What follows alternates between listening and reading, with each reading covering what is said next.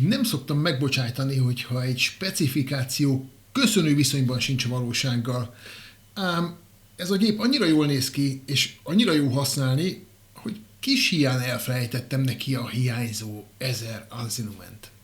A specifikáció egészen elképesztő, brutális adatokat kapunk, a kérdés persze mindösszesen annyi, mennyiben felelnek meg ezek az adatok a valóságnak. Ebben a tesztben erre kaptok majd választ. A szokásos módon történik a bemutató, kicsomagolással nem foglalkozunk, ne menjen vele az idő, bemutatom a készülék külsejét, utána elmondom a specifikációt, aztán jöhetnek a mérések meg a tapasztalatok, úgyhogy ha a legfontosabb dolgok érdekelnek, akkor maradj a végéig velem, vagy tekerj előre. Szóval a gép nagyon jól néz ki, nagyjából 3,5 kg, egy ilyen hatalmas monolit, és a dizájn szerintem talán a legnagyobb erőssége ennek a projektornak, minden nappaliban el tudom képzelni, és szerintem senki nem fog szégyenkezni miatta, hiszen tényleg brutálisan jól néz ki. Nagyon jó a dizájn, és nagyon jó az anyagválasztás, és nagyon jó az összeszerelés minősége is. Szerintem ezzel nem lesz baja senkinek. A kezelőszervek fönt vannak a gépnek a tetején, a csatlakozók szokás szerint hátul, ahol lenni szoktak. Nagy meglepetés nincs, HDMI-t kapunk, USB-t kapunk, egy line kimenetet kapunk, és hát lényegében ennyi. Szóval a legfontosabb dolgok rajta vannak, amire szükségünk van, és ahogy mondtam még egyszer, nagyon fontos, és talán a legfontosabb ennél a gépnél, hogy brutálisan jól néz ki. Mi a specifikáció? Na hát ahogy mondtam, ez egy LED-es projektor, LCD LED-es projektor mégpedig. Van benne 2 darab 10 wattos hangszóró, ami jó mozis hangot ígér.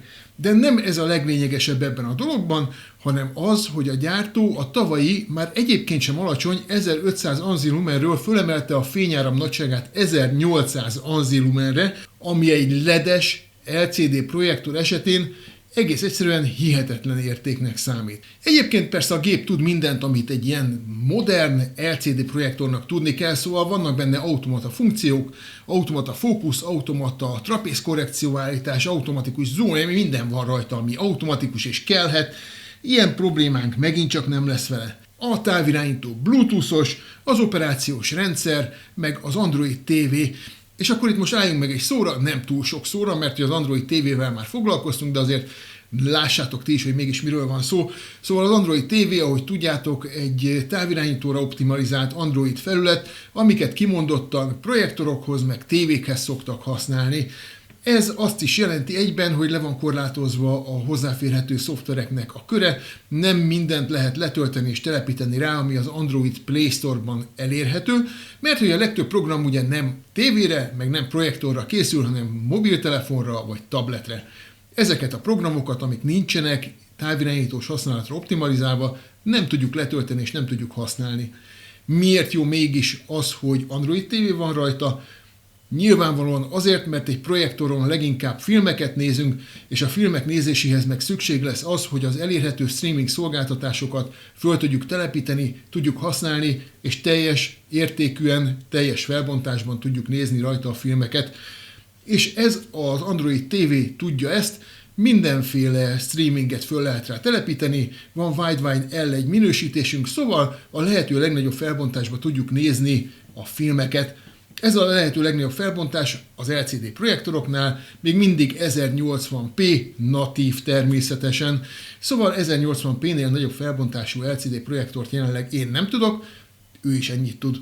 Az Android TV lényegében teljesen alap, talán csak annyi extra van benne, hogy van egy külön menünk, amin be tudjuk állítani a vetítési meg a hang beállításokat. Ez nem az Android TV-nek a saját felületén történik, de minden más egyébként a megszokott Android TV felület, szóval senkit nem fog meglepetés érni, aki már látott ilyet. Na, gyorsan ledaráltunk akkor minden olyan dolgot, amit le kellett darálnunk, szóval beszéltem a külsőről, beszéltem a specifikációról, meg beszéltem a szoftverről, és hát most jöhetnek a mérések, és most jöhetnek a tapasztalatok. Szokás szerint kipróbáltam mindent, amit lehetett, lemértem. Mit jelent ez pontosan? Képminőség, hangminőség, a hűtés hangjának az aja, a fényáramnak a nagysága, tehát az, hogy hány anzilumenes a készülék. Szóval ezeket mind kipróbáltam és lemértem, és ezeket fogom nektek most átadni. Oké, hát akkor kezdjük a hanggal, mégpedig a hűtés hangjával, ami hát nem halk. 38,9 decibelt mértem, ami nem brutál hangos, de azért halknak sem mondható. Őszintén szóval kicsit kevesebbre számítottam, mert a gép körbe iszonyatos nagy hűtőnyílásokkal van ellátva, és hát abban a hitben voltam, hogy ezek mögött valami nagyon nagy méretű hőcsöves hőleadó van, ami nem teszi szükségessé a magasabb fordulatú ventilátor használatát. Nem lett igazam. A jó hír ebben az egészben az, hogy leginkább csak levegő hangot hallunk, a ventilátornak nincsen zaja, és ez a levegő hang ez egy ilyen eléggé fehér zaj jellegű dolog. Szóval, hogyha elkezdünk filmet nézni, akkor a projektor hangja elnyomja ezt a zajt. Milyen a projektornak a hangja? Ahogy mondtam, van 2 10 wattos hangszóró benne, és meg kell, hogy mondjam, hogy ez nagyon-nagyon jól sikerült, ez a hangrendszer, ami belekerült. Hogyha ezt a projektort veszed meg, akkor jó eséllyel nem kell majd külső hangrendszert csatlakoztatnod hozzá ahhoz, hogy normális mozis hangot kapj. Nyilván ez nem egy 2.1-es, nem egy 5.1-es térhatású hang, de azért mindenféleképpen elmondható róla, hogy van benne megfelelő mély, megfelelő magas, megfelelő dinamizmus, szóval nem szól rosszul. Ezt szerencsére meg is tudom nektek mutatni, hiszen felvettem egy rövid kis demót. Hallgassátok! I said I could trust you. Did you think you could just get away?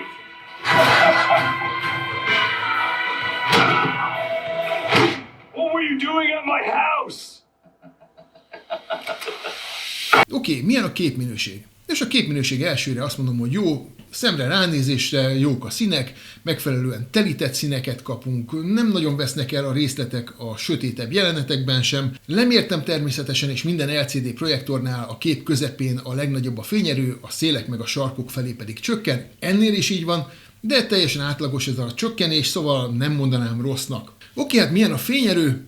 Hát itt vannak a problémák, mert hogy a gyártó, ahogy mondtam, 1800 anzilument ad meg, ami tényleg brutális érték lenne egy ilyen LCD projektornak. És hát a nagy helyzet az, hogy nincs is meg ez az 1800 anzilumen, konkrétan nincs 900 sem az, amit én mértem a saját műszeremmel, ami azt jelenti, hogy a gyári adatokhoz képest nagyjából 50%-os eltérés van, és hát ez brutálisan sok.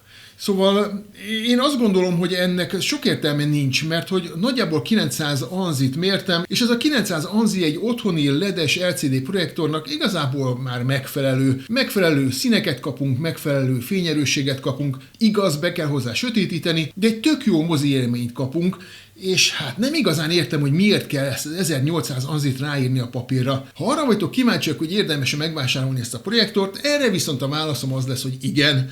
Ugyanis a helyzet az, hogy az ára jelenleg 111 000 forint, és 111 000 forintért lehet kapni általában egy ilyen 900 anzilumen értékkel rendelkező, normális minőségű, már felső kategóriás LED-es LCD projektort.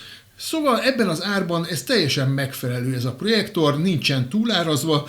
Ha ilyen projektort szeretnél vásárolni, akkor nyugodtan vedd meg. Ami mindenképpen a javára irandó az, hogy nagyon jó a hangja, és brutálisan jól néz ki.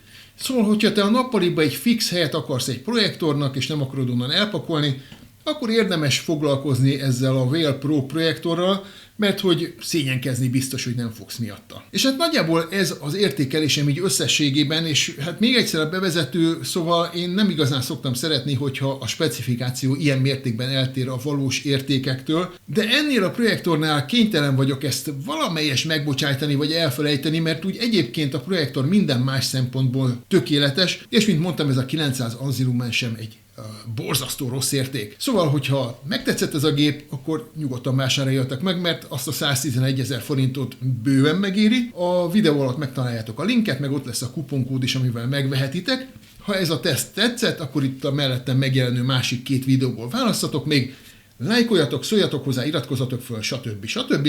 Én pedig hamarosan jelentkezem majd egy újabb teszttel. Addig vigyázzatok magatokra, és sziasztok!